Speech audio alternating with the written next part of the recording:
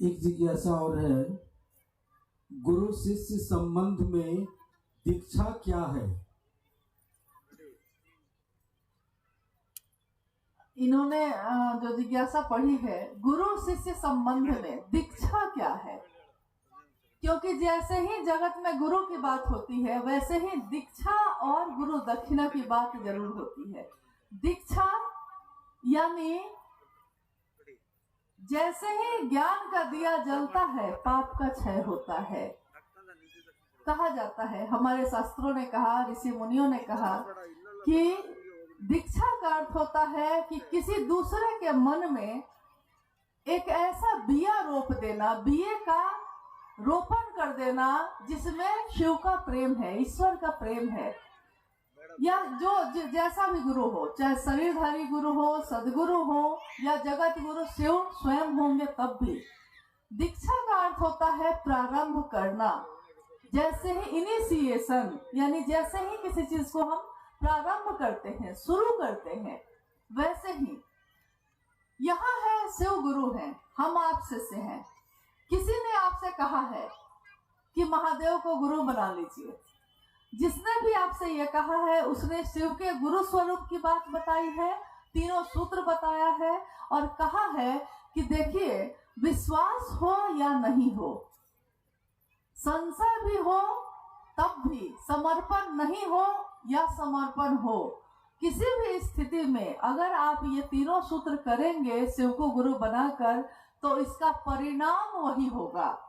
जो विश्वास में करने से होता है वही अविश्वास में भी होता है, क्योंकि एक दिन जब साहब ने शिव को गुरु बनाया था, उनके मन में कोई विश्वास नहीं था, कोई समर्पण नहीं था और उनको लगता था कि यहाँ भी धोखा ही धोखा है, क्योंकि सब गुरुओं से उन्होंने धोखे खाए थे।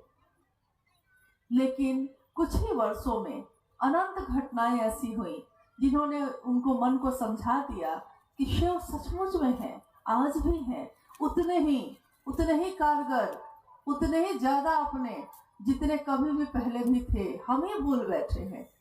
तो उन्होंने कहा कि मेरे मन में एक आध्यात्मिक आह्लाद आया और इस आह्लाद ने मुझको प्रेरित किया कि मुझ में मानव के अभ्युदय की जिद है। साहब कहते हैं कि मुझ में मानव के अभ्युदय की, आप नहीं समझते कि मेरे लिए अच्छा क्या है, आपको शिव अच्छे नहीं लगते, आपको लगता है समय बर्बाद करना है शिव की बात करके, क्या करेंगे, इतना में कहीं घूम आएंगे, इतना में किसी के घर चले जाएंगे, इतने में तो अपने पत्नी बच्चा के साथ बैठ के समय बिता लेंगे। बहुत सी चीजें हम सोचते हैं, हम सोचते हैं कि महादेव की बात करके होगा ही क्या। लेकिन जैसे ही हम करते हैं बिना किसी विश्वास के भी, खाना आप बनाएंगे तो खाना बनेगा कि नहीं, बिना विश्वास के आपने भोजन किया है, भोजन कर लिया है तो पेट भरा है कि नहीं, बिना प्रेम के आपने किसी की परवाह कर दी है, कपड़े धो दिए हैं, बिना प्रेम के कपड़ा धुला है कि नहीं। और शिव यही है, भगवान शिव और गुरु शिव में अंतर भी जब आती है तो उस समय भी यही बात आती है।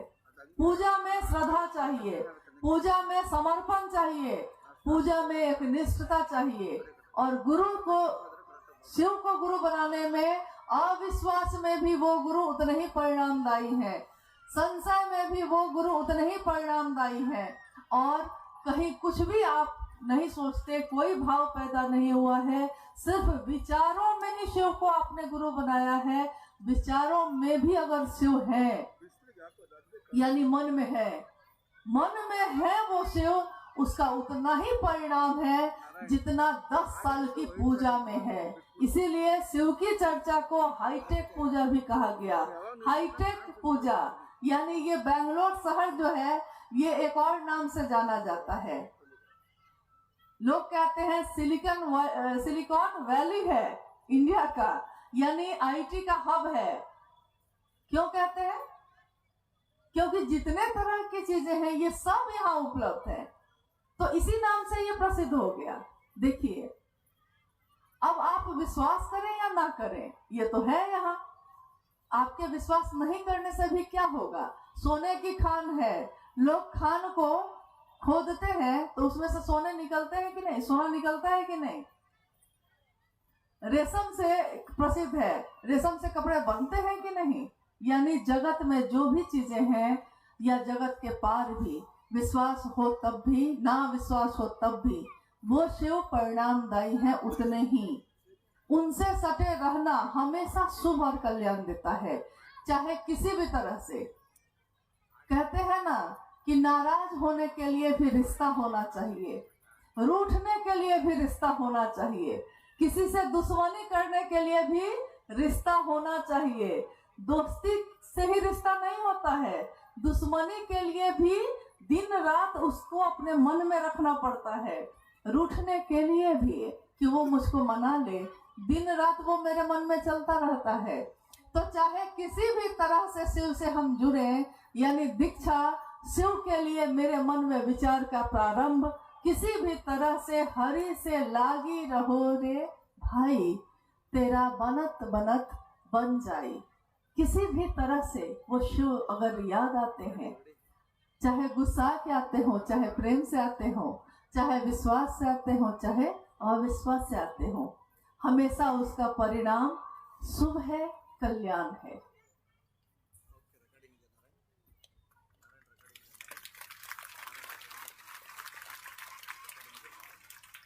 एक अंतिम जिज्ञासा, ओम नमः शिवाय तथा नमः शिवाय में क्या अंतर है? हालांकि ये जिज्ञासा नई नहीं है, लेकिन तब भी आज भी जब नई जगहों पे जहाँ शिव गुरु का कार्य करने हम जाते हैं, तो लोग ये बात जरूर पूछते हैं कि आप तीसरे सूत्र में नमः शिवाय से प्रणाम करने के लिए क्यों कहते हैं? पूरा तो ओम नमः शिवाय है, फिर नमः शिवाय सिर्फ क्यों करें? ओम में तो पूरा शिव ही है, ओम क्यों नहीं करें? तो देखिए, व्याख्या पे जब हम जाएंगे तो व्याख्या तो इसकी बहुत लंबी चौड़ी है। ओम ध्वनि है, ध्वनि यानी कि जो आवाज सुनाई देती है। अभी मैं इस टेबल पे ऐसे जोर से मारूं तो इसमें एक आवाज सुनाई देगी, ये है ध्वनि। लेकिन जो मैं बोल रही हूँ वो है शब्द, यानी जो मुंह से निकलता है वो शब्द है, लेकिन जो आवाज होती है उसमें ध्वनि है, मेरे कानों तक पहुंचती है वो। ओम की अपनी व्याख्या है बहुत बड़ी, और है वो सच्चाई ये है कि हाँ, वो महामंत्र से जुड़ा हुआ है, नमः शिवाय से जुड़ा है, सम्मान के लिए जुड़ा है, क्योंकि नमः शिवाय एक ऐसा मंत्र है जिसमें हर जगह सम्मान देने के लिए ओम लगाया गया है बहुत जगहों पे। लेकिन बहुत जगहों पे सिर्फ नमः शिवाय है। जैसे भारत देश में गीता प्रेस है, उसकी किताबें निकलती हैं तो उसमें नमः शिवाय आपको दिखेगा, और बहुत सारे शास्त्र में भी दिखेंगे।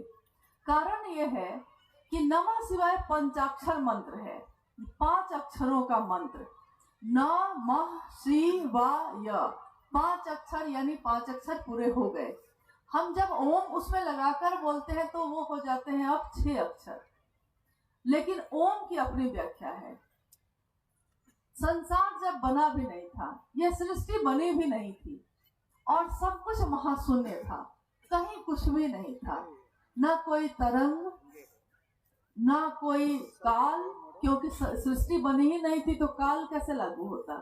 सृष्टि बनेगी तब ना समय लागू होगा, तो सृष्टि बनी ही नहीं थी।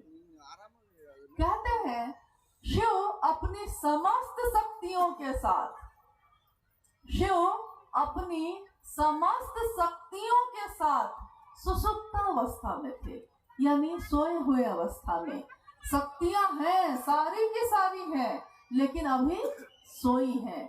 जैसे एक बिया भी अगर ले लीजिए आप, बिया है, उसमें पौधा निकलने की ऊर्जा है, ताकत है उसमें, धान की बाली निकलेगी उसमें, लेकिन अभी वो सुषुप्तावस्था में है, अभी उसको लगाया नहीं गया है, सींचा नहीं गया है, तो अभी वो पौधा उसमें से निकला नहीं है, सृष्टि अभी बनी नहीं है।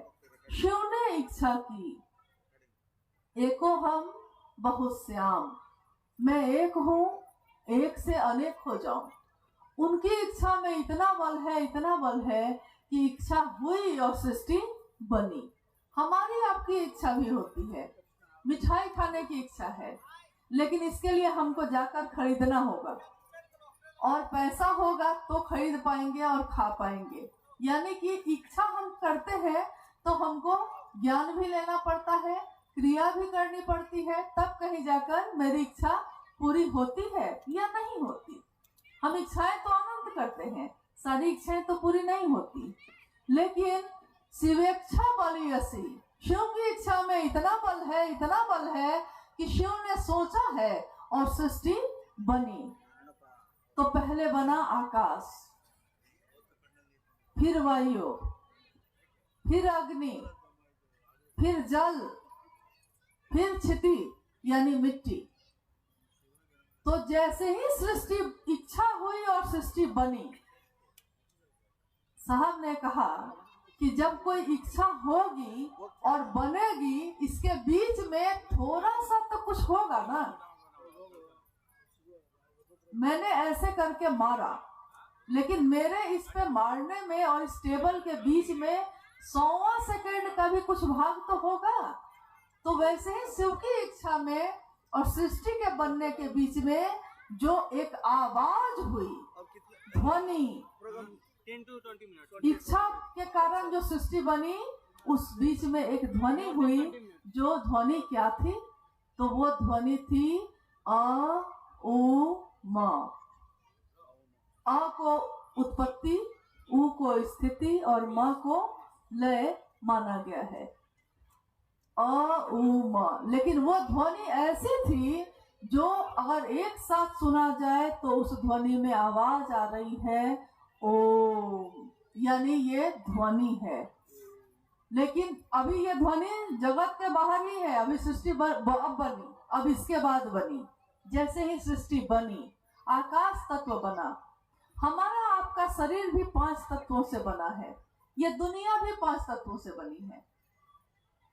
ये 5 तत्व जो है, तो सबसे ज्यादा जब हम अपनी ज्ञानेंद्रियों का, यानी आंख, नाक, कान, जैसे सूंघने का, छूने का, स्पर्श करने का, या खाने का, स्वाद लेने का, 5 ज्ञानेंद्रियां जहां काम करती हैं वो है मिट्टी का तत्व।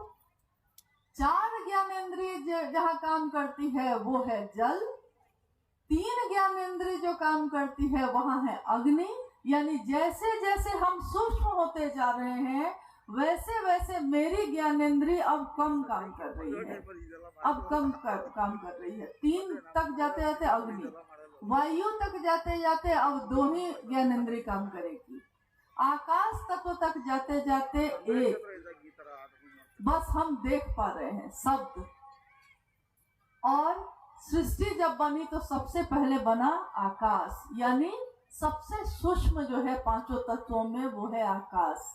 और वही ओम जो ध्वनि थी, सृष्टि के बनते शब्द जो पहला बना, वो हमारे शास्त्र और हमारे हजारों वर्षों की जो संस्कृति है वो कहती है कि वो है नमः शिवाय।